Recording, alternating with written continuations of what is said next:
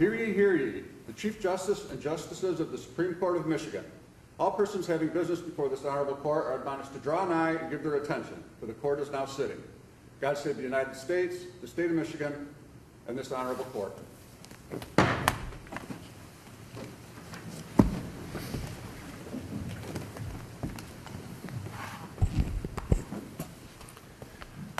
Good morning, and thank you all for being here. This is our administrative hearing at which we give any member of the bench or bar, or indeed any member of the public, the opportunity to share their perspectives with the court concerning our administrative agenda.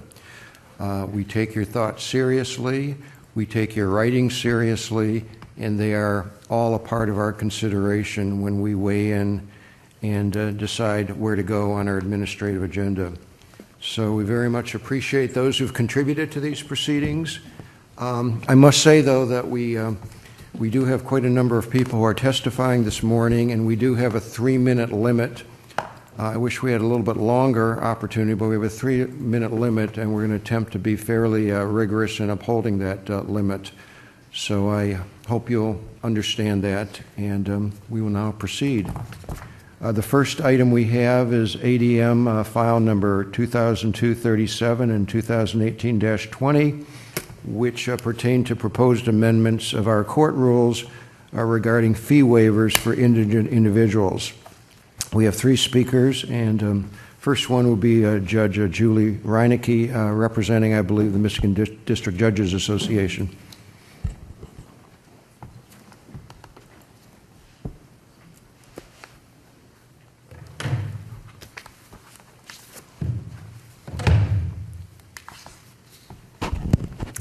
Thank you for allowing MDJA to be here today.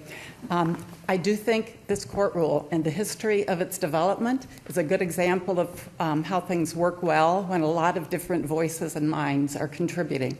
So we've been a part of this development for many months, and we really like Alternative C.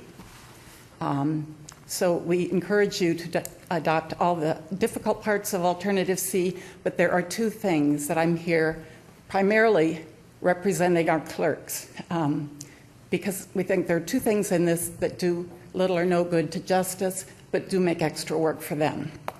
One of them is we'd ask that you take out the sentence, "The information contained on the form shall be non-public."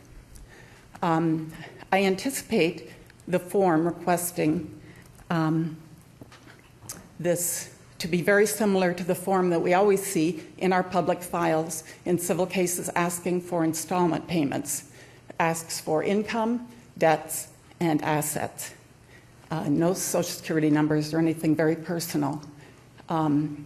So right now our civil clerks don't have to make anything non-public. This would be an extra step that they would have to set up procedures for, and we don't see a necessity of it.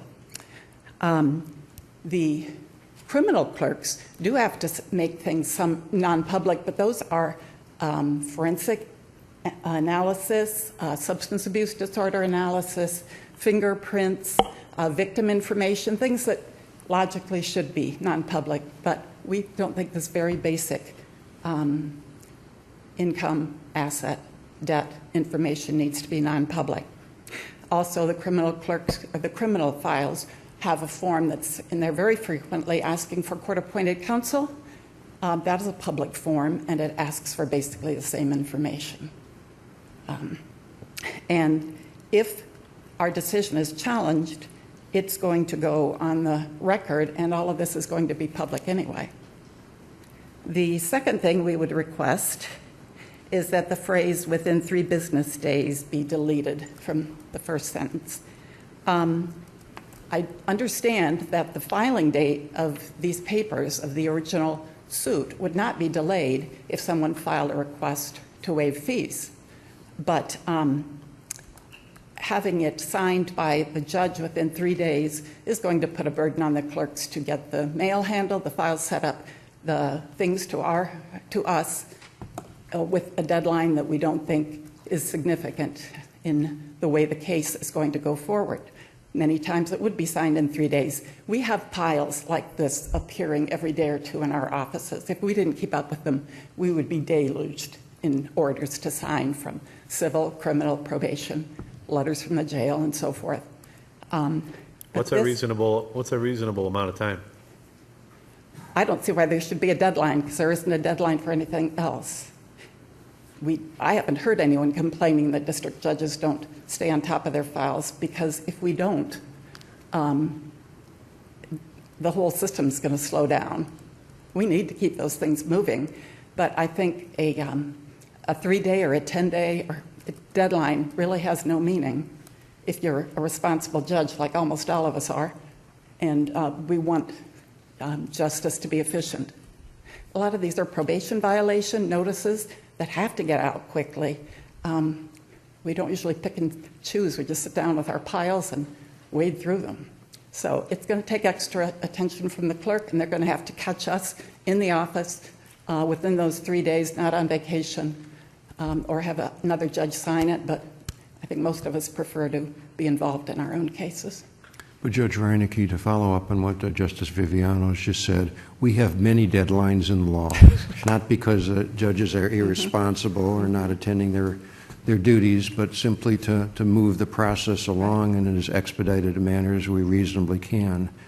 Do you not think there ought to be some alternative deadline to the one that you disfavor here? I personally don't see a reason for it, because I don't leave files sitting in my office, but if it were increased to 10 days or so, I think that would catch everybody who's, almost everybody, with no problem, and the clerks would not have to come seek us out for a signature. Okay. Well, thank you very much, Thank Judge. you. We appreciate your testifying on behalf of the district judges. Let me also please point out the obvious, if I might, which is that our colleague Justice Bernstein is not here. He won't be here this morning. He has a conflict, and he, of course, will have full access to the video and audio recordings of this, as well as the transcript, and he certainly will bring himself up to a full understanding of what's taken place this morning. Let's move to our next witness, who will be Robert Gillette, representing the State Bar.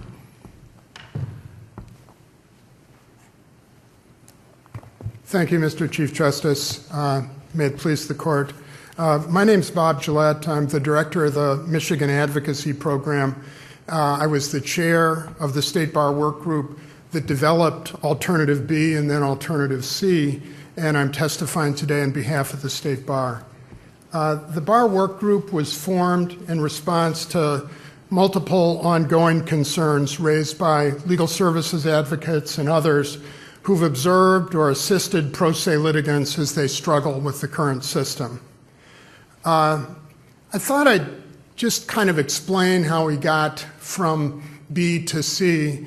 There were really two committees working on the fee waiver problem in tandem, the Bar Committee and an SCAO committee.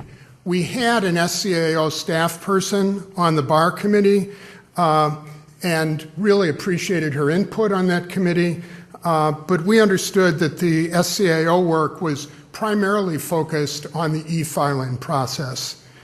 We shared our drafts with SCAO throughout, but hadn't seen the SCAO draft until it was published for comment by the court.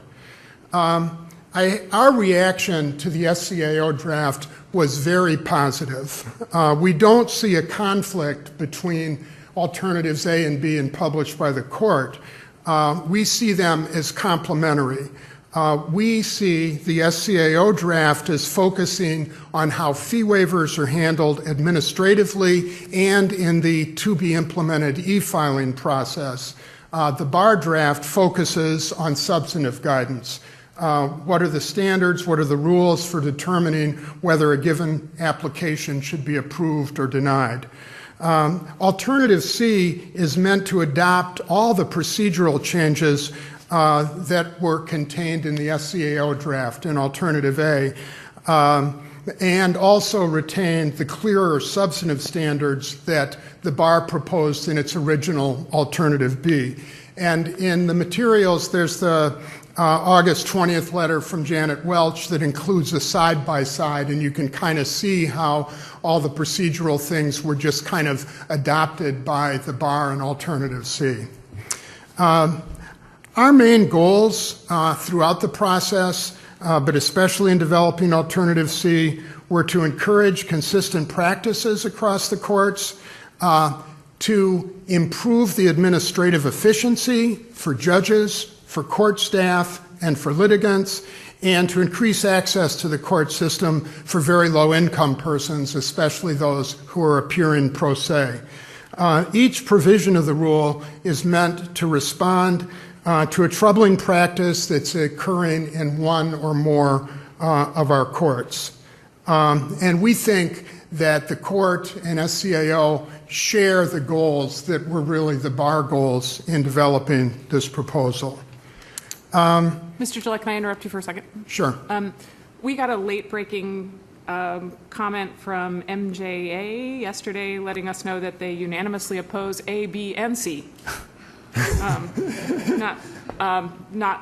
Maybe they've told us why. I'm not sure. I know why yet, because when we get a comment at 3 o'clock the day before we are prepared to have a hearing, most of us have already done our reading and our work, so I haven't been able to fully incorporate that. Was your group in touch with MJA? Do you have any sense of why they oppose everything? Well, there were comments by 3 courts, Wayne Probate, Wayne Circuit, and the Oakland Circuit Court. And the Oakland Court especially kind of spells out the objections to both A and B. But how about C? That they also apparently oppose C. I think that the earlier comments, they hadn't seen C yet. I'm sure they would have opposed it if they'd seen it. What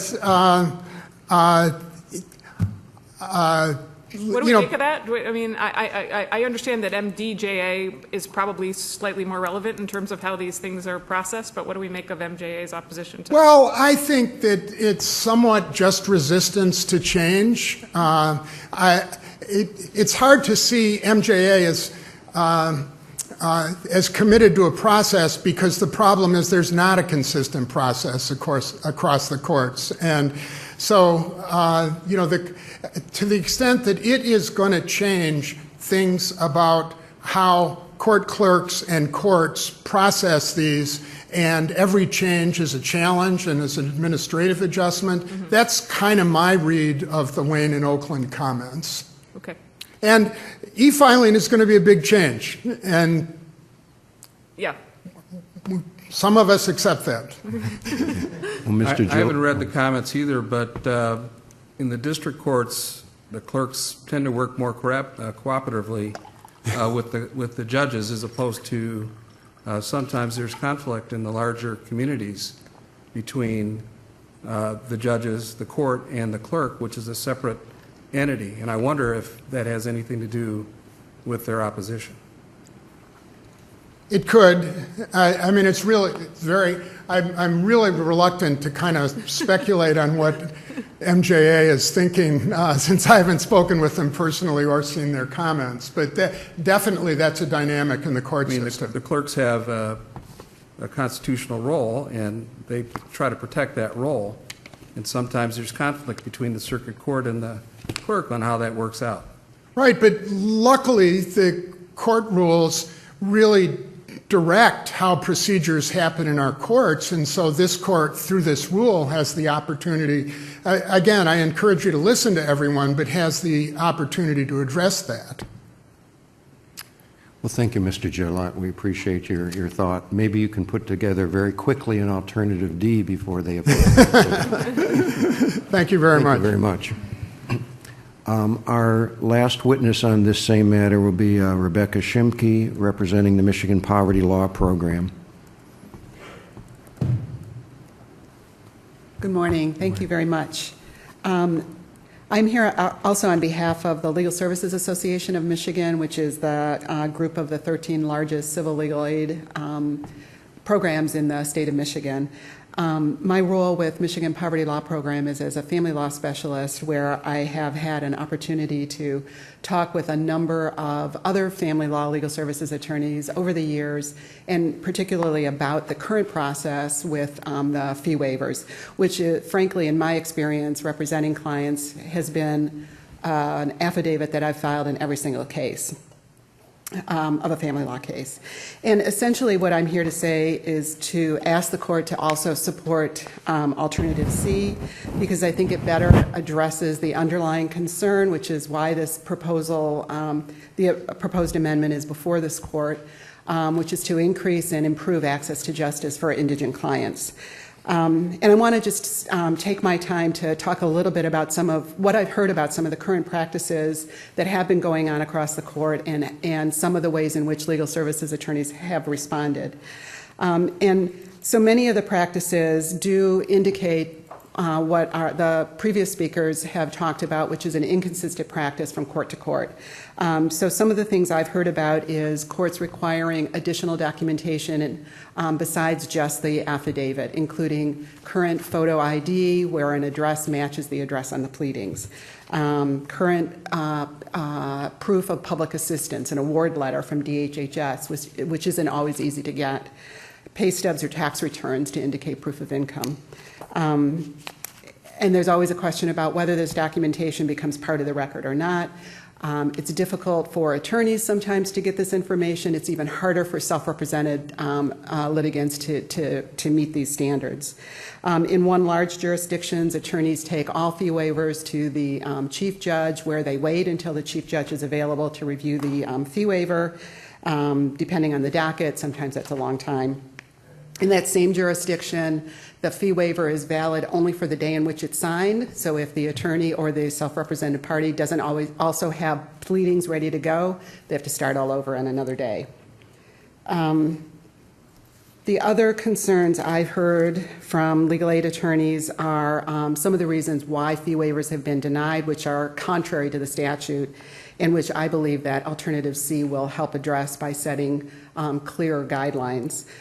So fee waivers have been denied because parties have cable, because they have a cell phone, regardless of the fact that that may be the way in which the party keeps contact with family and jobs and other things. Some judges will suspend the fee waiver with the requirement that it be paid at the end of the case, but then refuse to enter the final judgment until the fee waiver's until the fees have been paid. So in response to some of those concerns that we've heard over the years that are continuing in practice, we've done a couple of things. We've had to appeal a number of fee waiver denials to the Court of Appeals, most recently in 2018 in Hendrickson v. Campbell, which was a child custody and support case. The Court of Appeals ordered the fee waiver to be granted, finding that the trial judge's refusal to grant it upon learning that the client received public assistance was an abusive process. In another case where the same process was going on, there was an appeal filed, Court of Appeals reached the same decision, and because the process continued, we also sought administrative review by the state court administrator. So it's a process that's continuing. I believe Alternative C really addresses those concerns. Okay, we very much appreciate your thoughts, Ms. Shimke. Thank you very much for being here. Thank you. Okay, let's move to item 2 on our agenda, which has to do with Administrative File 2013-05 and 2014-46 pertaining to amendments of our court rules regarding post-judgment relief from judgment motions. This is a very broad package of changes, and we'll look forward to the testimony. First will be Alan Gershell, Michigan's Attorney Grievance Administrator.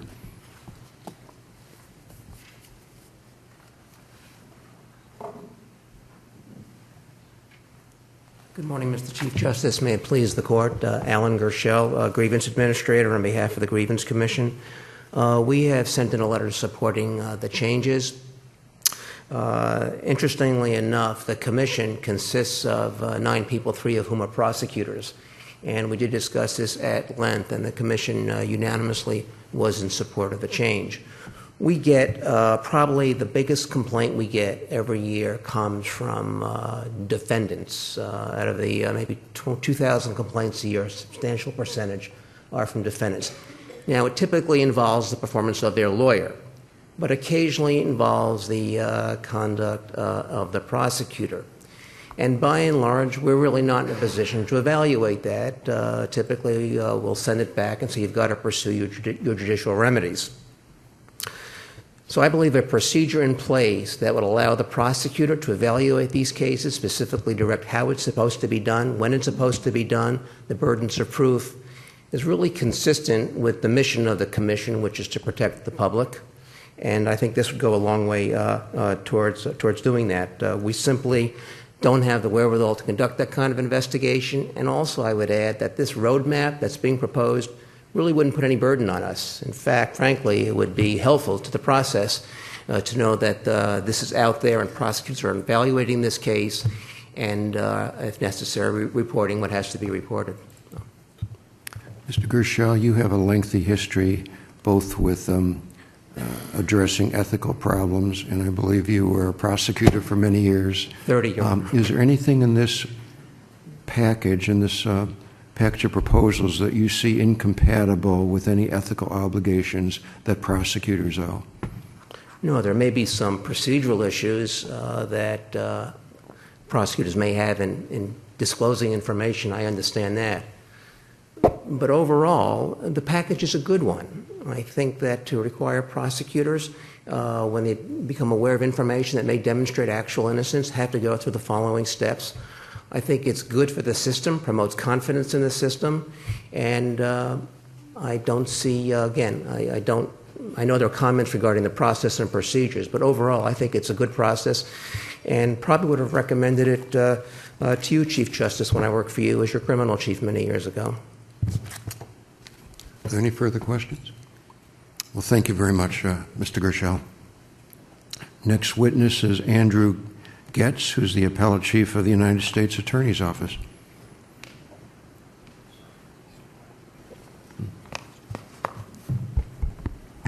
Thank you. Thank you, and may it please the Court.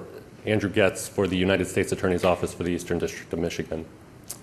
The United States Attorney's Office and the Department of Justice more generally has a long-standing commitment to rectifying wrongful convictions wherever and whenever they occur.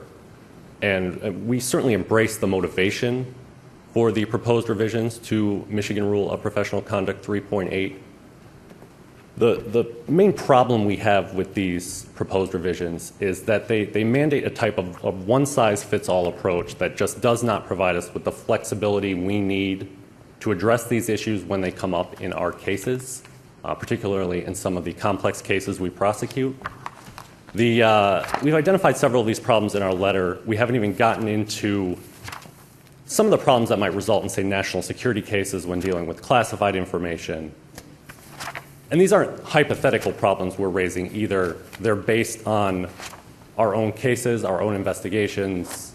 Our office's longstanding experience in this arena and dealing with sensitive information that comes to light that we have to disclose to make sure justice is done, but can't do it in the way that the rule mandates here. What would happen if there's a conflict between federal law and the disclosure requirements of the proposed rule? How would someone in your office, how would they proceed?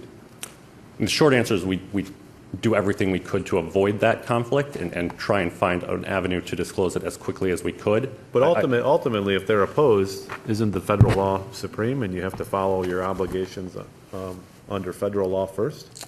The answer is probably yes. And if that question were litigated, that would certainly be our position. It's a bit tricky here because the rules of professional conduct are incorporated into federal law in 28 U.S.C. 530B. So it says, I think, as Mr. Green points out, it's federal law versus federal law. So we'd be trying to reconcile two pieces of federal law that appear to be inconsistent. I think in a lot of circumstances, we would be able to comply with this rule. It's the ones we've mentioned where the rule does not really take into account some of these countervailing interests we have. And I will say, just to respond to one of the comment letters, we're quite confident these problems are happening in U.S. attorneys' offices in jurisdictions where this rule has been passed. They're not airing them publicly, but given the experiences we've had, I think it'd be safe to say that these problems are happening, and especially given some of the conflicting obligations we face.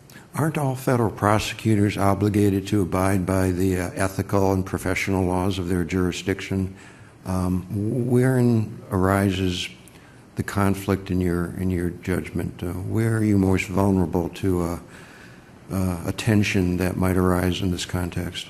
I see my red light is on. Me answer. I'm sorry? My red light is on. Yeah, please, if you would. So the answer to your question is yes. Prosecutors are required to abide by the rules of professional conduct in the jurisdiction where they practice. That's Section 530B that I just mentioned, 28 U.S.C. 530B. The conflict arises, I think, mostly, and where we're most concerned about it is in the grand jury context, where we're going to learn about, well, the national security context as well, but in the grand jury context, where we're going to learn about information where we're actually prohibited from disclosing it. There are criminal penalties to disclosing grand jury information. The only avenue would be a court order. We can only get that court order if we can show that the need for secrecy would be vindicated by the court order. So if witnesses wouldn't be put at risk, if targets wouldn't be tipped off that we're investigating somebody. So meeting that standard would be tricky. It also, I mean, by mandating the procedure that it does, it prevents, I'd say, what we call more creative solutions to addressing these issues. We have one example from our office, I think it's about a decade ago, maybe a little bit longer, where we learned of this type of information, and we couldn't disclose the evidence itself, but we went to a local prosecutor and said, hey, we can't tell you how we know this, but you have the wrong guy. And they did what you would hope they would do, and it was either pre-trial or post-trial, and they used what we told them to make sure justice is done. That wouldn't comply with the letter of this rule. It's a more creative solution. It's not disclosure of the evidence, but it's a more creative solution.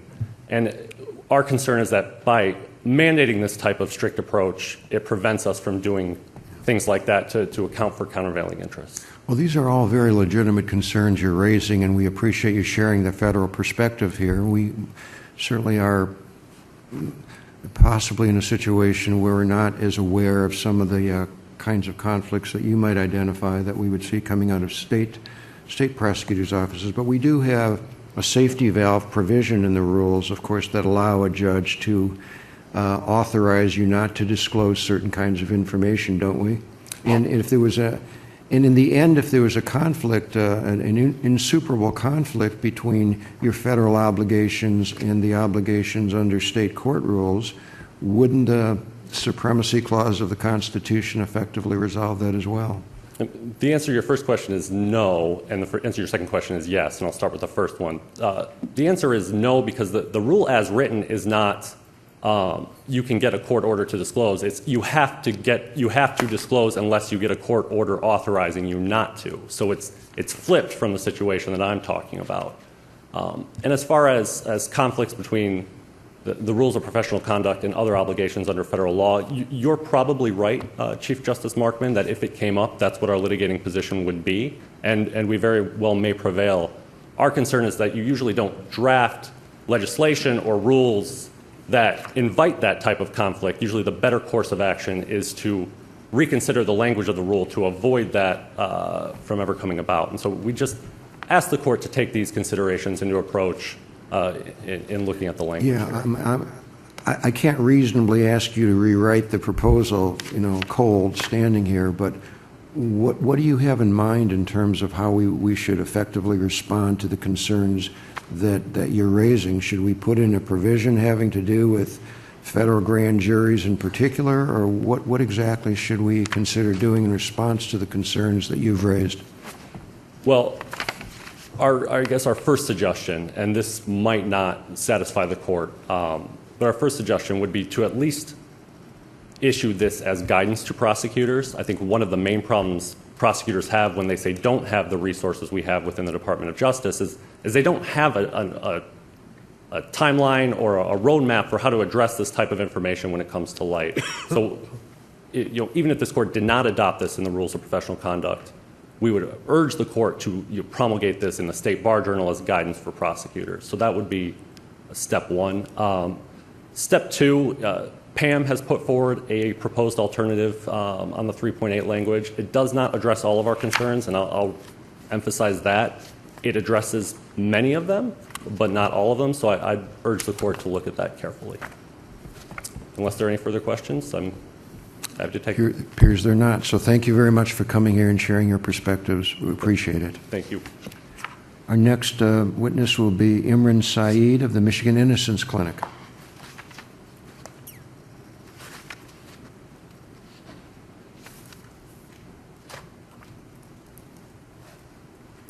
Thank you, Mr. Chief Justice. I strongly support both the proposed amendments to 3.8 and MCR 6502. I encourage the court to adopt them exactly as they've been proposed.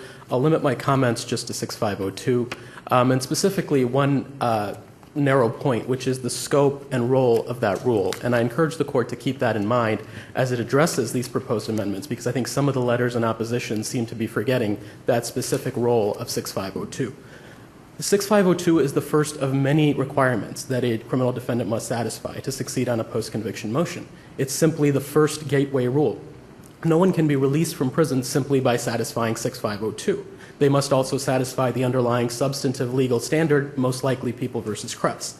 So those who oppose the change because they say this would mean that 6502 opens a door without entailing any materiality or diligence requirements, those contentions are off the mark. 6502 has never entailed any materiality or diligence requirements. This court clarified part of that in its Swain opinion a couple of years ago. Diligence and materiality remain important requirements. They simply come in at the next step when the substantive Kretz standard is being evaluated. More specifically, I'll address two things. First, the prosecuting attorneys of Michigan have suggested alternative language for the actual innocence exception and noted that this is more in line with the federal standard. That's a problematic suggestion, and it's actually incorrect that it's more in line with the federal standard, and I'll explain that. The standard that they've proposed, the language comes from a federal test known as the Sawyer versus Whitley test, which the U.S. Supreme Court explicitly rejected for gateway evaluations of actual innocence claims.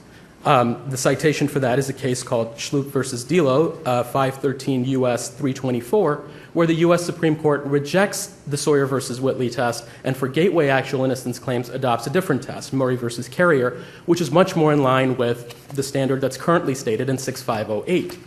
All we're asking is the 6508 standard, for the reasons explained in our letter, also be replicated in 6502. The gateway standard should remain what it's always been in 6508. The standard that Pam has proposed is what federal courts use to evaluate substantive claims of actual innocence, where actual innocence itself is a grounds for relief. No such claim has ever been recognized by this court under our state law, and I think that standard is entirely irrelevant to the discussion here. And finally, to the subject of forensic science, I have a lot to say on that provision, but I'll limit myself to one important point here. Again, 6502 is only a gateway. So new scientific evidence that enables someone simply to file a motion and satisfy the new evidence requirement of 6502 should absolutely be a very broad standard. Some letters opposing the change. Mr. Sayed, are you worried that it's squishy as it's published? I mean, does anytime there's a new paper published on PubMed, do we have to entertain substantively a bunch of new 6500 motions? Your Honor, I think the answer to that is that 6502 recognizes simply one requirement, that the evidence is new. 6502 is not created to vet the new evidence. We have subsequent rules that would do that. So to answer the concerns that were raised in some of the letters, we'd never be under a situation where a single new theory by a single person would get someone out of prison unless it was also material. Materiality would later be evaluated under the Kretz standard. However, there are famous examples in forensic science where an emerging theory that for a small period of time is only propagated by one or a small group of individuals is so undeniable that it eventually and very quickly comes to be accepted. If such a theory emerges, 6502 shouldn't ban a defendant. We shouldn't stand in the way of a defendant litigating that theory, and the courts will have ample opportunity to consider the materiality of such emerging theories under the Kretz standard. So in the vast majority of cases, of course, a single new theory that no one else in the scientific profession supports will not warrant relief from judgment. So I think some of the floodgates arguments that have been made are unwarranted. I'll be happy to address any other questions, but that's I do have a question here. In your informal remarks here, you've used the term actual innocence to describe the scope of the changes that we're reviewing here. And I look to the changes in Court Rule 6.502. It uses the term innocent. It doesn't use actual. It just uses is whether if the defendant is innocent of the crime. and I'm looking at the rules of professional conduct applicable to the prosecutor, and there it talks about a defendant who did not commit an offense of which he was convicted. Is there any potential for confusion in using these different phrases? Do you understand them all to be applying to the same general universe of individuals?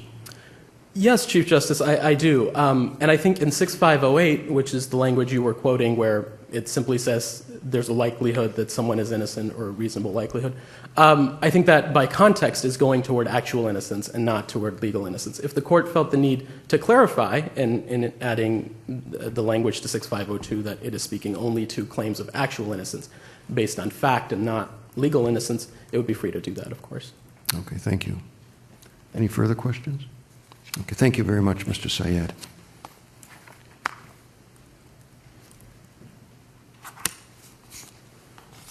Our next witness will be Mr. Bruce Green of the Fordham University School of Law.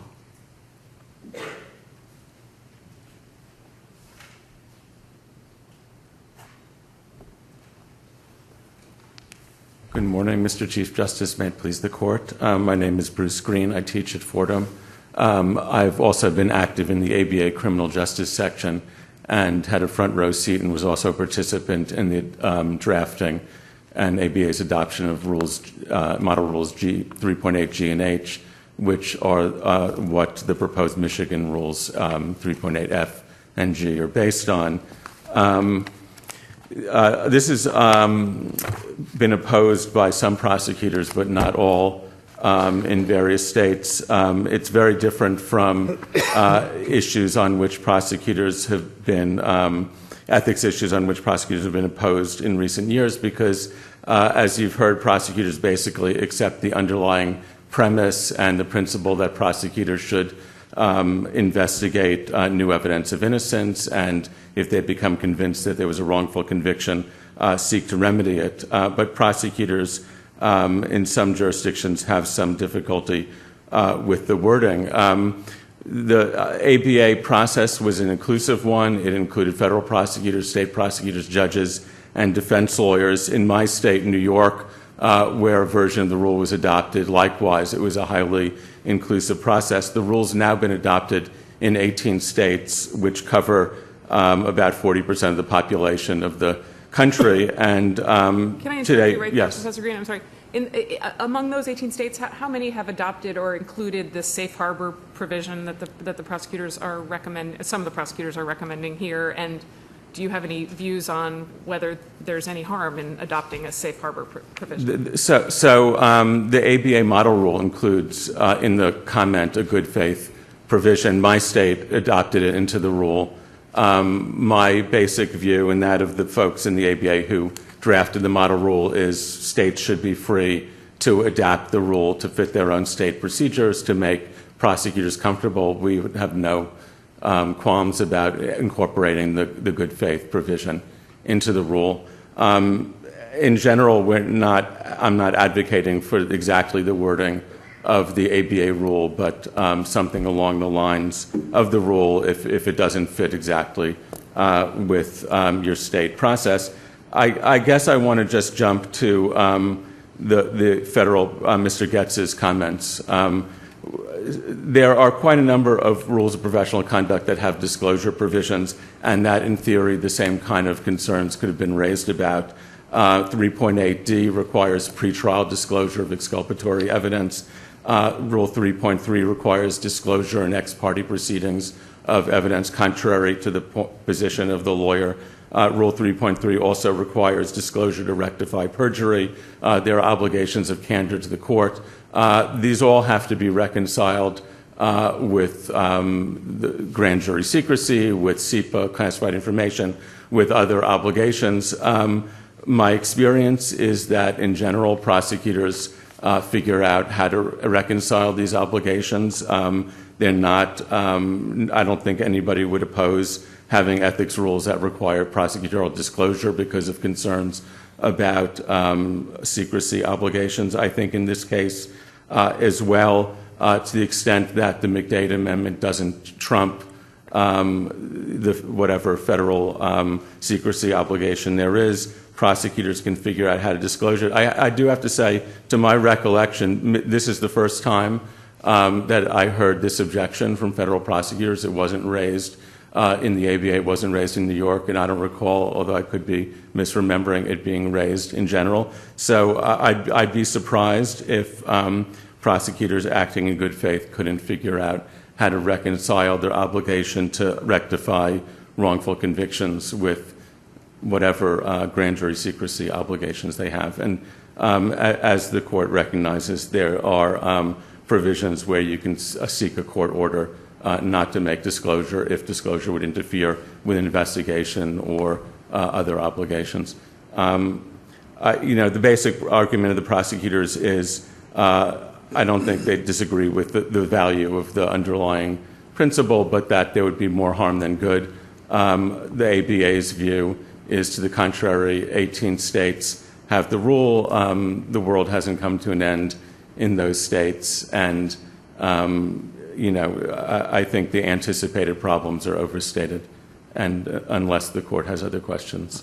I do have a question, Professor, and I'd like to impose upon or invoke your experience here, if I can do that, in looking at the similar rules in other states.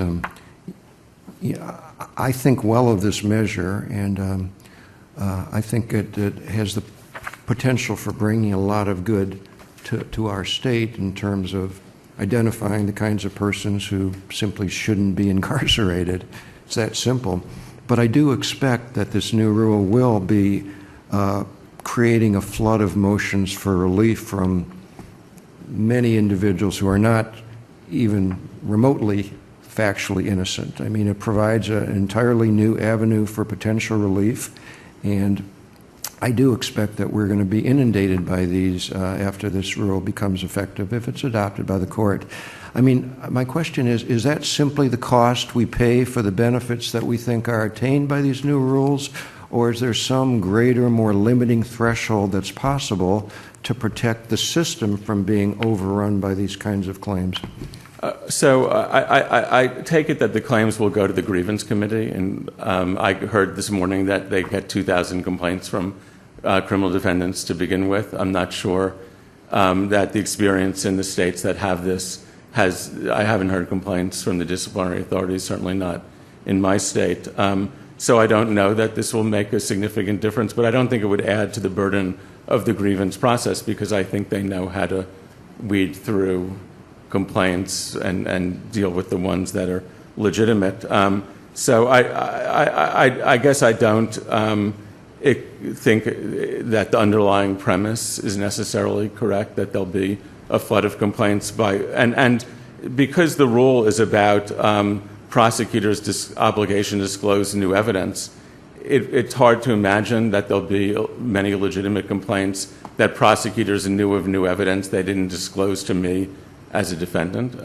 It could be that there are, but I just don't anticipate it. And I do think that disciplinary authorities around the country are pretty efficient.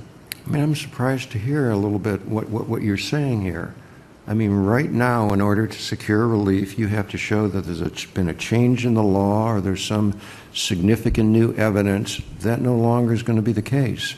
Why wouldn't there be a great number of incarcerated individuals attempting to avail themselves of this new opportunity, this new avenue for relief? I may be confused. Are you talking about Rule 3.8 or the other rule that's in front of you?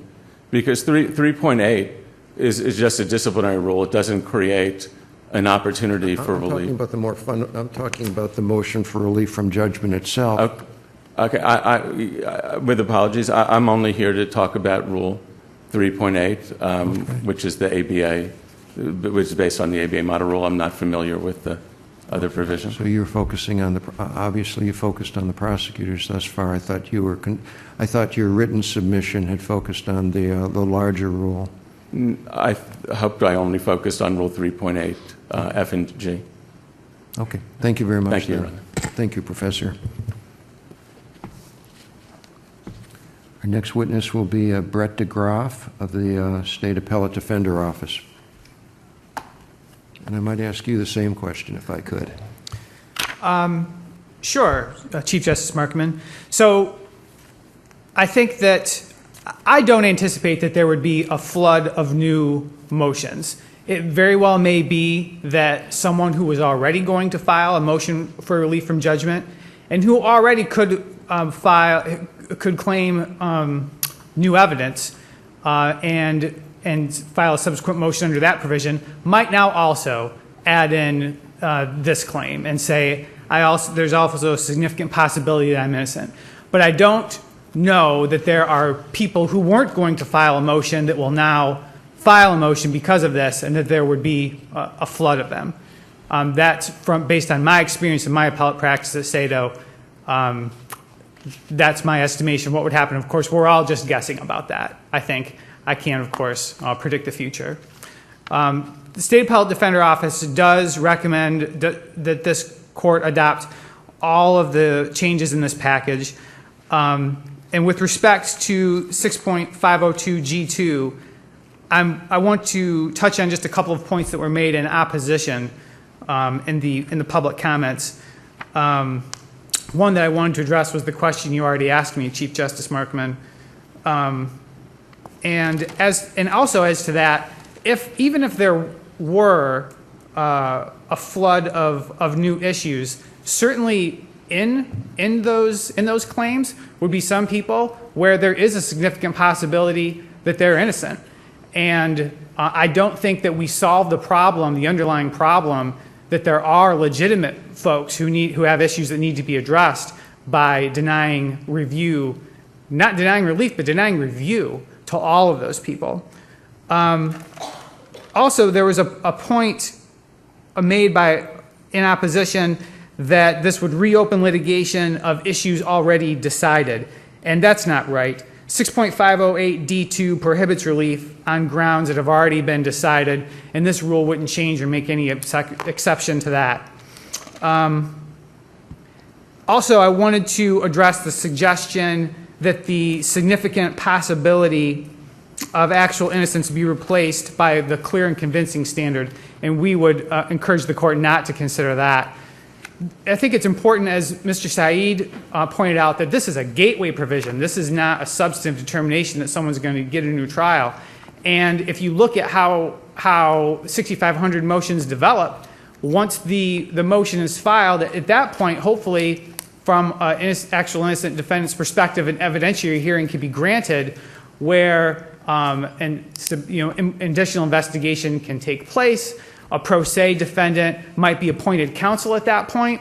At the point when they're filing this motion pro se, they might not have access to an attorney at all or an investigator at all. And so to expect them to meet a clear and convincing standard at the gateway before they have access to any of those resources is most certainly going to deny review, even in some places where it should take place. And I have one additional point I'd like to make, but I see my lights on. Please make the point. So in regards to 6502G3, there was one point made in opposition specifically about subparagraph B, which I would like to address. And this is the point that talks about a change in opinion of a testifying expert. And this is not as broad as it might seem. Yes, it's talking about the change in opinion of one expert, but not any expert in the field, a testifying expert. And I think that the context is important here. MRE 702 and Daubert are really broad standards, and they encompass more, they allow in more expert testimony than just areas where there's a large scientific debate and lots of published work, and these discussions are being had in the public. Those provisions also allow experiential testimony, experiential expertise. And so you can very well have a case where an expert testifies, and it very well may be that the conviction really relies on their opinion alone. And if that changes, that's something that should get through the gateway at least, should at least get through the gateway, and that judges and prosecutors and jurors who had a part in that can be secure that can be reviewed if it changes in the future. Okay, well, thank you, Mr. DeGraaf. Are there any questions? Appreciate your time. Thank you very much. Next witness will be Bill Valancourt, the Livingston County Prosecutor.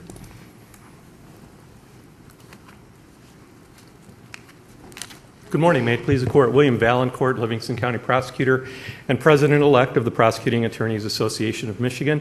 I thank the Court for the opportunity to appear and speak about these proposed changes.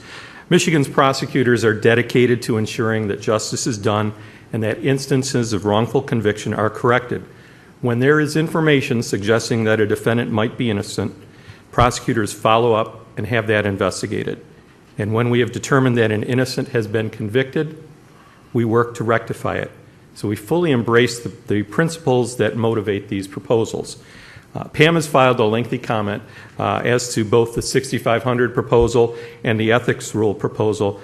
We've identified some issues and we've proposed some alternative language that we think accomplishes what the court wants to, but avoids some of the procedural issues that we've identified. Even Mr. Geschel acknowledged some procedural issues that might arise. One key issue is presenting information ex parte to a judge about potential evidence that might need to be investigated. Michigan's courts, or the court rules currently don't really accommodate how does a prosecutor present ex parte information to the judge presiding over the case so that they can then make a determination, well, disclosure should be delayed. So we've proposed some language for both the ethics rule and the 6500 rule that we believe helps address those. One of our primary concerns is having a grievance panel making determinations of complex factual and scientific issues that involve the weighing of evidence. We fully expect that there's going to be a two-track effort where a defendant requests a review along with the contemporaneous filing of a grievance, or at least the threat of filing one. That raises the risk of creating unnecessary potential conflicts of interest for reviewing prosecutors and the real risk of inconsistent results. What if a court finds the evidence inconsistent, but a grievance panel doesn't? To the extent there are disputes about whether new evidence raises a real question of innocence, those issues are best resolved in court, not through the grievance process. So we've suggested putting the disclosure rules, or the disclosure requirements, in the court rule. That would allow courts to make those determinations. It would also have the added benefit, quite frankly, of addressing the federal concerns because they're not bound by MCR 6.502. The proposed ethics rule is also problematic because it does not contain an explicit protection for good faith determinations that, with the benefit of 20/20 hindsight, turn out to be wrong. While the comment suggests that, well, there would never be discipline on that basis, the rules are explicit that the comments don't expand or narrow the scope of the rule. So if the court is going to adopt the rule, we think it's critical that the good faith protection be included. As to the proposed changes to MCR 6.502, we agree that there should be an actual innocence exception. We think the standard should be a more objective one than the proposed significant possibility. One easy change would be to allow prosecutors to file a motion for relief from judgment. The current rule doesn't allow a prosecutor to do that. So there have been instances where essentially prosecutors have been drafting motions for defendants to file so it can be brought in front of the court. We join the concerns raised by the State Bar and Mr. Boffman in their comments, criticizing the broad scope of the definition of new evidence. And I said join Justice McCormick's observation that it does seem a little bit squishy.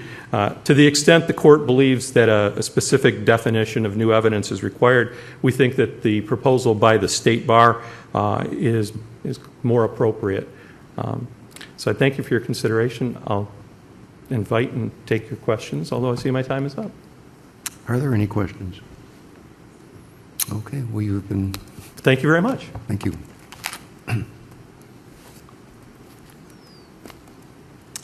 Next, we have John Smetanka, the former United States Attorney in Michigan. I don't see Mr. Smetanka here. Okay.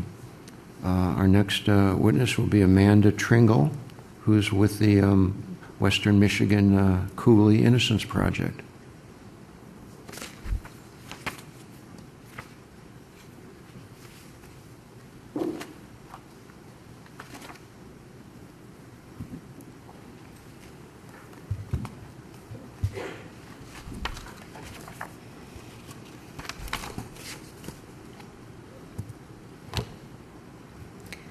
Good morning, Mr. Chief Justice and fellow justices of the Supreme Court. My name is Amanda Tringle. I'm the staff attorney at the Western Michigan Cooley Innocence Project, and I'm here today with the director of the project, Ms. Marla Mitchell-Sitchin, to express our wholehearted support for the proposed amendments to MCR 6.502 and to 3.8. First, I'd like to thank you guys very much for the opportunity to be here today and for your time and consideration in this very important matter. I prepared some comments, and we've also submitted a written comment as well. And many of the comments that I've prepared today have already been addressed by Imran and Brett as well. So in the interest of time, I'll just kind of make a few summary points to remind us what we're all Please talk into the here. microphone if you would. Sorry, can you hear me now better? That's better. Thank you. First, again, as everyone is, or people in support of this has pointed out numerous times, all of the proposed amendment to 6.52 in terms of the innocent exception is allows an innocent individual, when there's a significant or possibility of innocence, to overcome that procedural threshold. And I just would like to really reiterate to the court that the justice system has failed whenever an innocent person is wrongfully convicted and serving time in prison. Finality is very important in many instances. However, the interest of the victim is not served. The interest of the defendant, the wrongfully convicted defendant, is not served. The safety of the public is not served when the wrong person is convicted and serving time in prison. So thereby allowing and prohibiting defendants from bringing evidence of innocence merely because of procedural bars stands in the way of fulfilling the true purpose of justice. Next, I would like to talk really quickly about the new changes in scientific evidence. Scientific evidence, science is ever evolving and change really rapidly. As you all know, the court system, the legal system, does not move that quickly. I believe the language is very appropriate as proposed, and that it will allow for, and I think most importantly, one thing that I'd like to point is, while the language is broad, again, this is merely a threshold requirement. There will be a much more in-depth evaluation done by the trial court, even prior to allowing or requiring the prosecutor to submit a response. So I don't think that the actual proposed language, it's not about allowing a defendant to present questionable evidence to bring an endless motion for relief. Rather, it's really about allowing the defendant to have a court review their claims on the merits about the questionable evidence that was presented at their trial and used to secure their conviction, in light of the new advances in science and changes. I see that my light is up, so thank you very much for your time, and be happy to address any questions you might have. Well, thank you very much, Ms. Tringle. We appreciate your being here. Thank you. We now have the director of the Western Michigan Cooley Innocence Project, Marla Mitchell-Sitchin. Did I fail to give a sufficient French emphasis to your last name? That was excellent, Your Honor. Okay, thank you. Good morning, Mr. Chief Justice and members of the court. Thank you very much for taking testimony on these two important issues today. I must confess that we did a little take advantage of the time this morning as we brought two folks from the Cooley Innocence Project, but I thought it was really important as the director of this project to answer any questions that the court has, and maybe start out with a quote from Oscar Wilde, who said, "The truth is rarely pure and never simple." And I think that that is what the court is trying to undertake here, balancing the issue of finality under 6.500 and in the interests of Michigan citizens who are in prison wrongfully. And we have learned a lot over the last 30 years since DNA testing about how the justice system can go extremely wrong. And I think maybe it's best to end with a real person, because what this court does and what we all do as lawyers affects individuals. And one of our last exonerations was Ladura Watkins. And Mr. Watkins was convicted in 1975 of a crime he did not commit. And the evidence against him included hair comparison, which, as this court is now aware, is not a scientific modality. Mr. Watkins actually had a decent lawyer at his trial. His lawyer, under the expert admission rules, objected to the admission of the hair comparison testimony, but the judge, circuit court judge, admitted the testimony. And that testimony, along with an informant, convicted Mr. Watkins. Again, in the Court of Appeals in 1976, Mr. Watkins challenged the hair comparison and lost. He filed another delayed appeal. He filed 3 post-conviction motions. And it was not until this court reversed his pro se petition to order the Wayne County Circuit Court to look at whether or not he had met the threshold requirement based on People v. Swain, that Mr. Watkins had his day in court and the truth came out. Our office entered an appearance in that case, and we were concerned about the procedural issues, but substantively, Mr. Watkins was bringing the new scientific evidence to the court. And to the credit of Prosecutor Worthy, that office reached out to us and did the right thing and moved to join in our motion and dismiss the charges against Mr. Ladura Watkins. And in that dismissal order, Your Honors, Wayne County acknowledged that our affidavit from an expert and the new FBI findings were newly discovered evidence. And for that reason and all the reasons that have been stated in support of these motions and changes in the rules, it's critical that this court recognize that, and we move forward to learn the lessons of wrongful conviction. And I just like to end, Justice Markman, with addressing your cost question, because I know as judges that's important at every level, and there is a cost. There will be additional time spent, but the benefit will far outweigh it because, as the other speakers have indicated, this is not about coming into court and saying, I am actually innocent or I am innocent, and then there will be a court hearing. It just provides those individuals who are actually innocent the opportunity to get beyond the threshold questions. And similarly, under the ethical rules, it's not requiring prosecutors to do anything that a real honest and decent prosecutor would already do. It's giving all lawyers in the state of Michigan guidance on how to best to do that. So thank you so much for proposing these rules and listening to our comments this morning. Thank you for your perspectives. Thank you very much. We move now to item 4 on our agenda, Administrative File Number 2017-14, that concerns a proposed administrative effort by this court to require circuit court judges and county clerks to enter into certain agreements on the assignment and performance of certain ministerial duties. First witness will be the Livingston County Clerk, Elizabeth Hunley.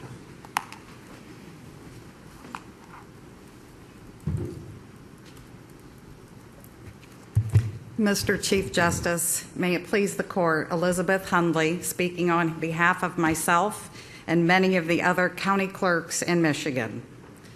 We object to the proposed administrative order and request that it not be adopted. Reasons include many of the matters that must be included in the agreement are not ministerial duties. We have been elected to our office by the voters of our communities. We have campaigned, debated opponents, and the voters have decided we're the candidates best suited to make the decisions required in this office. We've been elected with the expectation that we will use our professional skills, experience, and judgment to make those decisions. We are held accountable at each and every election for the decisions that we make. Second, many of the items that must be included in the agreement directly pertain to employment and discipline of employees. We're concerned that this may be exposing both the county clerks and the courts to additional liability that we do not currently face. Clerks and courts are co-employers with their funding units. If we start with an agreement that blends that, we are opening ourselves to liability we do not currently face. Clerks must also adhere, or many clerks must adhere to terms of bargaining agreements, as well as we're faced with limited funding.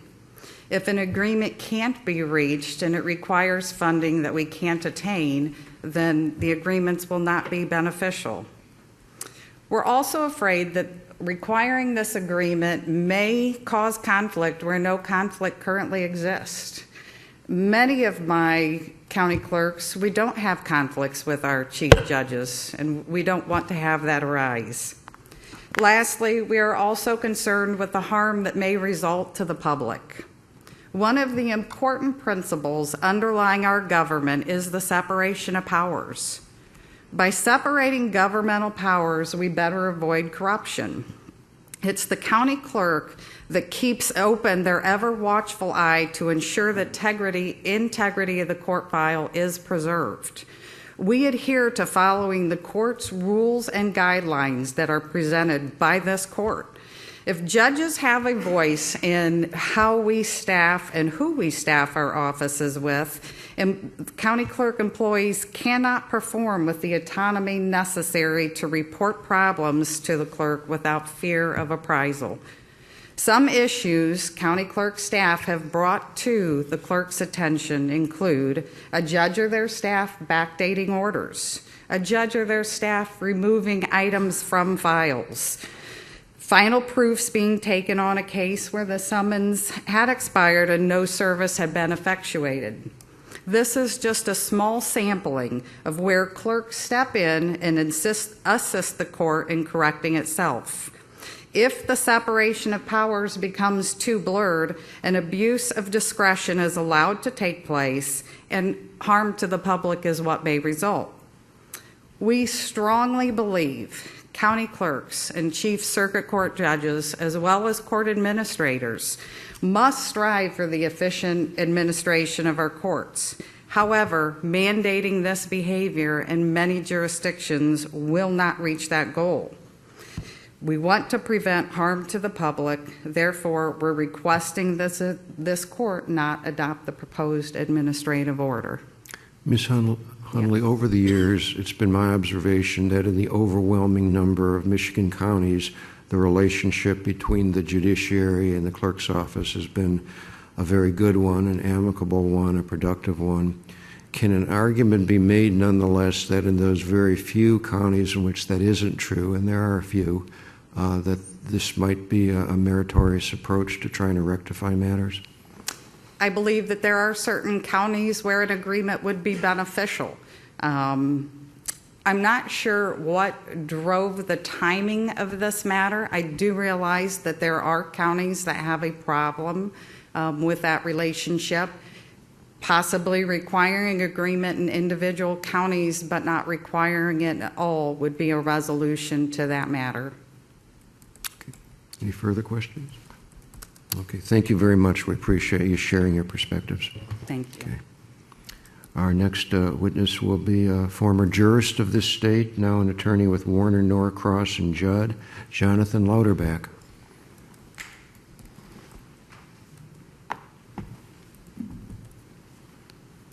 Chief Justice Markman, Justices, good morning. May it please the Court. It is my pleasure to be here this morning on behalf of the Michigan Association of County Clerks to explain the association's opposition to the proposed administrative order. Many of my comments have already been my planned comments have already been articulated by Clerk Hundley. But on behalf of the association, the message that I hope you take away from my remarks is that Michigan's county clerks are absolutely committed to cooperation with the judiciary in their dual role as clerk of the circuit court. The association simply believes that this particular proposed administrative order is not the appropriate vehicle to do that. The 5 numbered paragraphs, the bullet points in the proposed administrative order, squarely address discretionary matters that are reserved to the executive branch. The compensation of county clerk employees, the number of FTEs allocated by the clerk to judicial duties, the method for hiring, performance evaluation, and discipline of clerk's office employees, the assignment of staff, particular staff assigned by the county clerk to pull files. That's my personal favorite. I can't imagine a more discretionary function than determining which particular employee within an office is best suited to perform that type of a clerical task. Does it make sense for there to be a separation of powers between the court and the official responsible to be the custodian of the court files? Whether it seems to me, as I think it through, and you and I have actually had a conversation about this. We have. That at every level of our court system, except the circuit court, the clerk is appointed directly by the court. Correct. At our level, certainly the Court of Appeals level, but also the district court level and the probate court. And so here we are just in the circuit court world, where we have this antiquated system where the court, we have an independently elected clerk. And in many counties it works fine, but in some counties it doesn't. And obviously we're not here trying to develop a system for the counties where it works fine. We're very happy with those. We wish it worked fine everywhere. Let me address, if I may, your first question was, does it make sense? That's up to you. Because, and here's why, because that is our current law. District court clerk staff are employees of the court. That's not the case in circuit court, but that's a function of the law. There may be a legislative solution to that, but an administrative order is not the way to fix that problem. And I want, if I may, I want to address Chief Markman's question to Clerk Hundley. There are certain counties in the state where there have been problems. There are 83 counties in Michigan, and I think there may be a handful where there have been issues in the past. Those are situational issues that need to be addressed for what they are. But I submit that in those particular circumstances that we've read about in the news and that many of us are aware of, no written agreement is going to fix that. Or instructing people to sit down and enter into an agreement where there is already a standoff between a clerk and a chief judge, having the other 78 counties throughout the state enter into a written agreement to try to fix a localized, very situational problem just isn't an appropriate solution. Again, the association is committed to working with the judiciary to look for solutions to issues such as electronic filing and all of the change that's associated with that. This is simply an inappropriate vehicle in which to affect discretionary powers. So I thank you for your time. Thank you again, Judge. Okay. We move on to item 5, administrative file number 2017-16, which concerns a proposed amendment of our court rules requiring a trial court judge to provide certain advice to a pleading defendant. Mr. Chief Justice, I was here to speak on the last item, which is be possible. Okay, I'm sorry. I didn't realize I had to register on the list. So. Okay. Well, I didn't see your name on the agenda, so that's the only reason I overlooked you. But please come up here if you would. This is Judge Tom Powers from Grand Traverse County. That's correct. I'm Tom Power. I'm a circuit judge. It's Leelanau, Grand Traverse, and Antrim counties. And I am here to speak for myself, my colleague, Judge Elsenheimer, and also for the 3 county clerks of Leelanau, Grand Traverse, and Antrim counties. We met several weeks ago, and we are unanimous in our hope you do not adopt this new rule. County clerks are independently elected constitutional officials, and to exactly determine where their authority ends and where my authority begins is difficult. There's overlap, there's gray area, and if you look at it too carefully, there are going to be disputes as to who has what authority to do which things. This order is going to force us to negotiate over a whole host of abstract and hypothetical issues that have not up until now been a problem.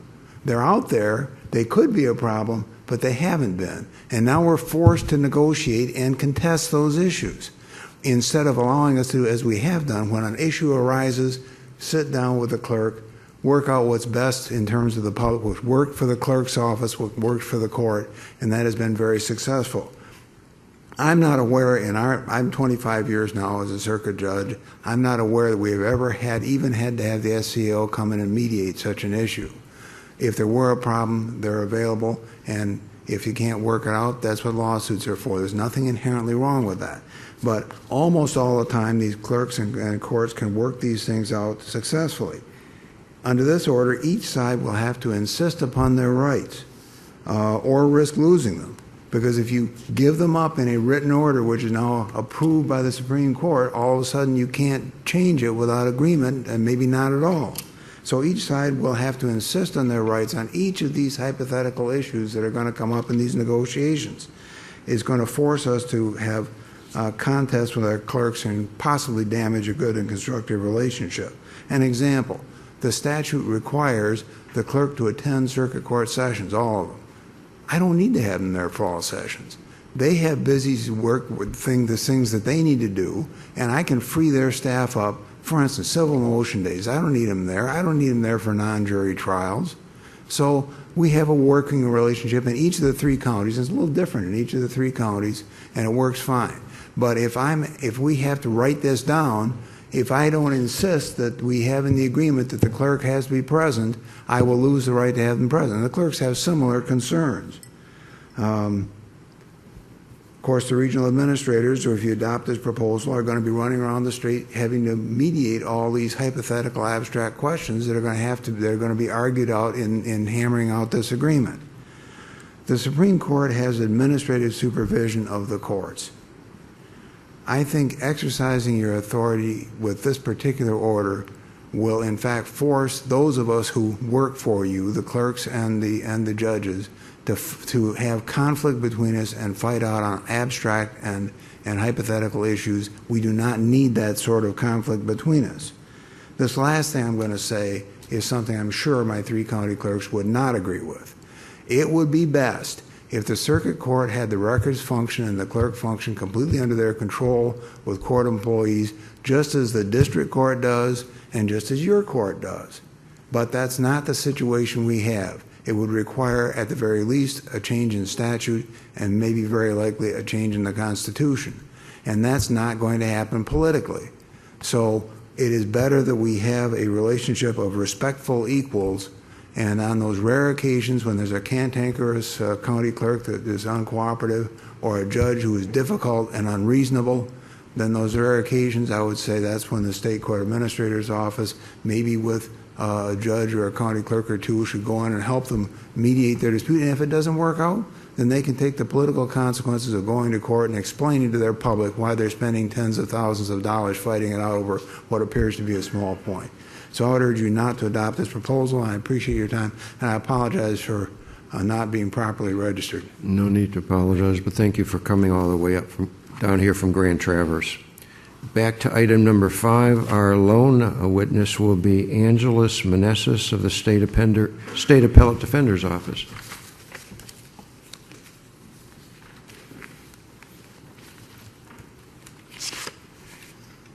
You're experienced with that, aren't you? Good morning, and may it please this court. Angeles Meneses from the State Appellate Defender Office. I'm here today in support of the proposed amendment to MCR 6.302, which would allow trial courts to advise defendants that by entering a plea, they are giving up the right to appeal issues that might have otherwise been available to them after a trial. SATO is joined in support by the board and subgroups of the State Bar of Michigan, and we were recently notified that the Wayne County Defense Bar has also is also in approval of this amendment, and I can ask the board to submit something in writing to this court should it require that. This amendment is necessary to ensure that defendants enter knowing, understanding, and voluntary pleas. It would put defendants on notice that entering a plea limits the scope of their appeal and waives most non-jurisdictional issues. It essentially ensures that defendants know what they are giving up before they enter into a plea. Furthermore, this would also streamline things on the appellate side. This is extremely important to SATO, as our attorneys handle nearly 500 pleas a year. And this amendment would decrease the number of defendants who appeal expecting to raise a number of issues, only to find out from their appellate attorney that they in fact waived those issues, which can lead to disgruntlement and with the justice system at large on their behalf. Overall, the language in this proposed amendment strikes a balance between allowing trial courts to inform defendants that they are limiting their range of possible appellate issues by entering into a plea, and not requiring trial courts to intrude into the attorney-client relationship. Unless this court should have any other questions, I'll rely on the comment letter submitted by SATO to this court. Okay, thank you for sharing your views. Thank you. Item number 6, Administrative File 2017-20, concerning a proposed court rule that would clarify what constitutes a final post-judgment order in a domestic relations cases for purposes of maintaining appellate rights. Our speaker is Scott Bassett.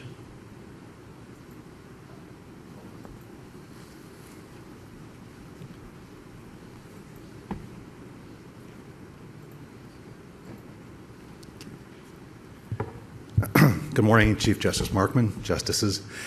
I am here on behalf of both the Appellate Practice Section of the State Bar and also the Michigan Coalition of Family Law Appellate Attorneys. Both groups have submitted detailed comment letters in support of the proposal as drafted. I don't want to dwell on what's in the comment letters. However, the Michigan Court of Appeals did submit a comment letter on August 20th, and the Appellate Practice Section has not met to consider that, so I can't comment on behalf of the section.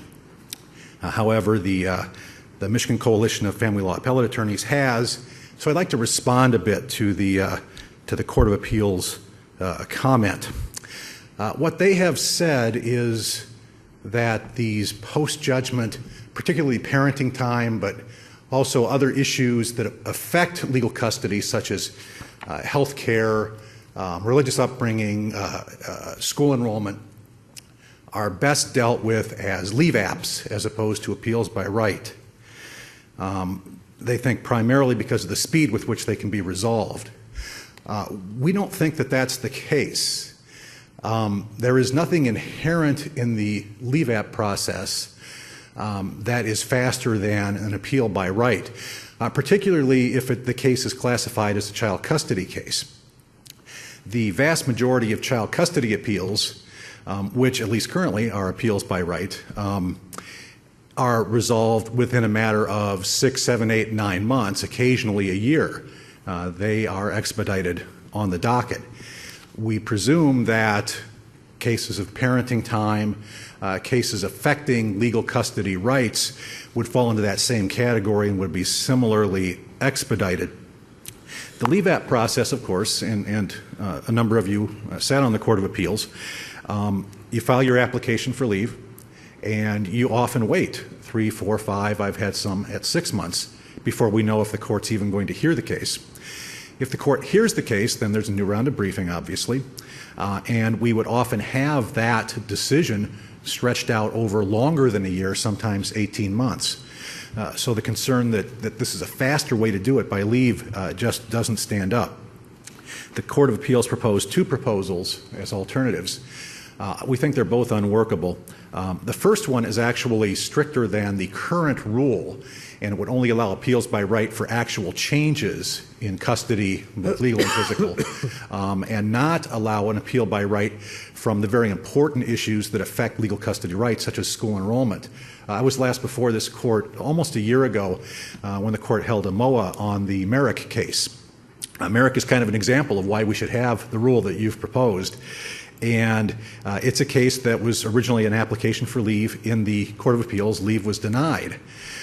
This court overruled the Ozimek case, sent Merrick back to the Court of Appeals, where they accepted jurisdiction, and it ended up being a published decision. It's because these kinds of cases are very factually complex, and they really do deserve more of a look than you might get in your typical leave app process. The second proposal that the Court of Appeals came up with is to have an appeal by right only for permanent changes in the established custodial environment. There isn't any such thing as a permanent change in the established custodial environment. All custody orders are inherently modifiable. That would be an entirely new standard that we can't fit into any of our existing appellate case law. We wouldn't know how to apply that. So we don't think that's workable either. What if it said something like material or significant change? Justice Viviano, what that gets us back to is the problem we have now. The current language of the current rule of 7.2026A3 says affects custody. That's a very hard thing to determine. We'd have the same thing with determining what is material. What we see is we can file a claim of appeal on a case that we think affects custody. It goes to the jurisdictional review attorneys in each of the district offices of the Court of Appeals. We sometimes get inconsistent results because it's not easy to come up with, what does that mean? The beauty of the rule that's been proposed is that it's easy to apply. If it's parenting time, if it affects one of the three major areas, healthcare, medical treatment, religious upbringing or school enrollment, or actual changes in custody, those are going to automatically be appealable by right. It's an easy to apply rule. What you're suggesting with material, we'll have the same problem we have now with affecting custody. Isn't it a little bit better? I mean, affecting custody is pretty broad. Now we're highlighting one aspect of how it could affect custody and sort of inviting the courts, I guess, to develop a standard to help practitioners understand that. So, we obviously there's different ways to go. We could have the laundry list, which is a bright line laundry list, the one we published. But we could also, or we could take the very restrictive approach that the Court of Appeals seems to favor, or we could, this seems to me a middle ground approach that may sort of give some consideration to both sides. The appellate practitioners view the proposed rule as kind of a middle ground approach because while you say it's a laundry list, it isn't exactly, because it leaves out things that until 1995 were appealable by right. Enforcement issues in domestic relations cases, spousal support modification, child support modification, all of those things before the 1995 rule change were appealable by right in post-judgment domestic relations matters. So what the proposed rule focuses in on is only those things that are central to the welfare of children, which we think is a good line to draw. Okay. Thank you. Thank you very much, Mr. Bassett. Our next witness will be a returnee, Rebecca Shimke, again from the Michigan Poverty Law Program. You're doing heavy duty today. Thank you. Thank you. I'm here to speak on behalf of, again, the Legal Services Association of Michigan, who submitted comments in support of the proposed amendment as written. And I just wanted to really touch on two kind of primary issues. One is following up a little bit on what Mr. Bassett talked about in terms of the need for clarity, and the other issue is the concern addressed by some that it will lead to abuse of the process or opening the floodgates to appeals. As to the first issue, the need for clarity, again, the proposal before this court does reduce the ambiguity of what exactly it means whether an order affects custody. By creating this list of orders that are clearly appealable by right, it reduces that ambiguity, makes it much easier for families to and for attorneys to determine whether a case should be appealed or not. The fact is that it will protect some limited family resources. It will eliminate the need under the current rule to file, when it's unclear whether an order affects custody, to file a claim and an application, which increases the cost to families. By creating this specific list of orders that are appealable by right, families know whether to file a claim or not. And again, it helps families make decisions about the limited resources they have. There's concern that this list of orders that will be appealable by right will lead to an abuse of the process, that attorneys or pro se litigants will just appeal every single parenting time issue that they don't agree with. I don't think that, in my experience, I don't think that's likely to happen. And I am one that is concerned about abuse of the process in terms of representing domestic violence survivors, where abusers do at times abuse the court process in order to continue that abuse of their partners. Those individuals are going to do that to the extent that they can, regardless of what the rule says. And I think that there are current practices already in place that allow courts, the appellate courts as well as the trial courts, to address abuses. Vexatious appeals can be sanctioned.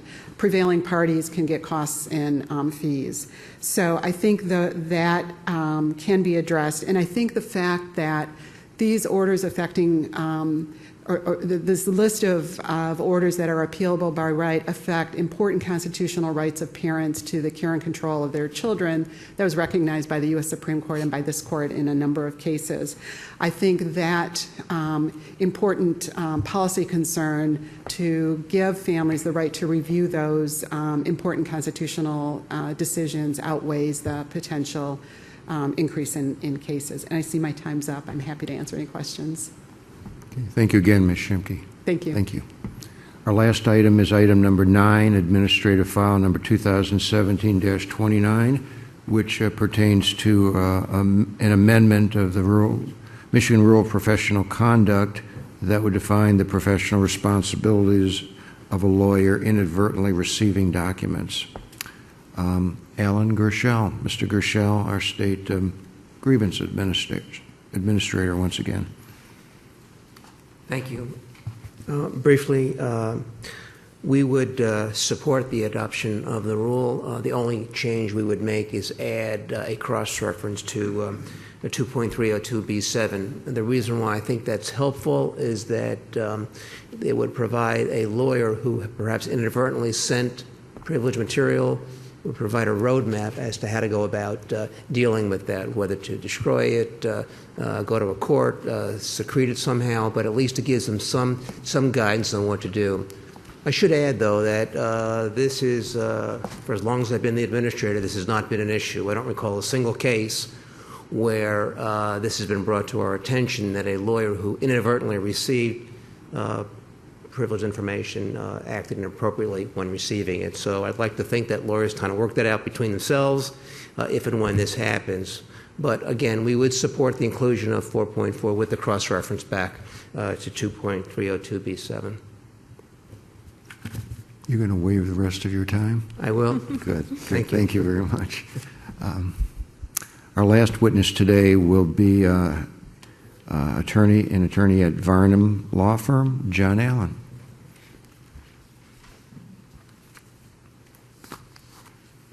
Mr. Chief Justice, members of the court, good morning. Thank you for the opportunity to speak here. When I think back to the earliest days of my practice, now almost a half century ago, I remember sitting down with those first few clients and undergoing the epiphany of hearing them tell me things that I knew they would tell no one else. They would then ask me advice, usually on how to comply with the law, and I would give it to them. And for the last half century, I continue to be amazed that almost always, 99.9% of the time, that client follows the advice. Even though they don't like it, they didn't want to hear it, might cost them money, or we've told them not to do something that they really wanted to do. The attorney-client privilege in America is the greatest law enforcement vehicle on the planet, because that conversation I just described to you happens hundreds of thousands of times a day in America. And almost every time, the client obeys the advice. It's all done in secret. It's done without government involvement. There's no cops. There's no regulators. There's no taxpayer expense. It's a marvelous device, and it deserves the great attention and protection that you and the AGC and the State Bar of Michigan are giving it. My concern with the proposal is not that. My concern is the inconsistency of the proposal with your Court Rule 2.302B7. Your own staff noted this when you published the notice and said that at least the last paragraph of the proposed comment might be inconsistent with that court rule, and it certainly is. But I think it's also the proposal of the rule itself.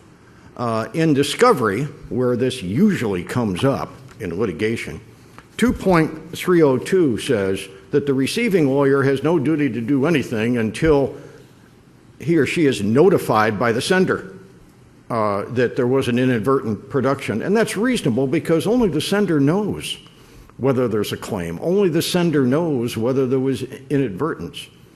The Rule 4.4 proposed, and it is similar to the ABA rule, which has a similar problem, turns that on its head and makes the receiving lawyer come to a degree of either knowledge or should have known, and then it's the receiving lawyer that has the duty to give the notice, which frankly to me doesn't make much sense. I think the rule that's used in civil discovery, same rule that's in Rule 26 of the federal rules, makes a lot better sense, and that is before you impose a duty on a receiving lawyer to do anything, the sending lawyer ought to be the one with the duty to give the notice. And let me tell you another thing that the receiving lawyer has hanging over his or her head. If they themselves look at something and it says privileged and confidential or planned for the litigation, something obvious that makes it likely inadvertent, and that is there's a series of cases, particularly in the federal courts, that say if a receiving lawyer looks at and reviews what is obviously inadvertently sent privileged information, that receiving lawyer and potentially the entire law firm will be disqualified from serving in the case. Probably the lead case is Maldonado. It's mentioned in the article that I sent to you. So there's a dilemma on the part of the receiving lawyer, even if notice is not given by the sender, but I certainly don't think it ought to be the subject of a disciplinary proceeding. Where we run into these rules these days is not so much before the AGC. They've just told you it doesn't happen. They've never heard of it being brought up there. Where we run into the rules of professional conduct, not only in this context but in every, is in civil proceedings, where they are weaponized as a means of moving to disqualify or causing some other issue to arise in the litigation, or in a fee dispute, or in a malpractice case. And they are used to establish standards of conduct. And I encourage you not to use the rules for that reason. That is not what they are there for. They're not there for better practices. They're there as a strict or absolute liability quasi-criminal code to regulate serious misconduct by lawyers. There's other branches of the law that take care of the rest of it. It's also why the comments are not a good place to put substantive content into the rules. First of all, your own decisions say the comments in this state aren't the law. The only authoritative law is found in the rules themselves. Many states no longer publish comments for that very reason. But it certainly is not a place. Anyone who's been involved in a rule drafting process knows that the comments are the burial place for the compromises and the proposals and the discussions that were not adopted by a majority of the rulemaking group. Well, there's our undertaker. Your time is up, Mr. Allen. Thank you very much, Your Honor. We appreciate your Thanks to all thoughts of very you. much. Have a good day. Is there anyone else who we're overlooking? We will then stand in adjournment. Thank you.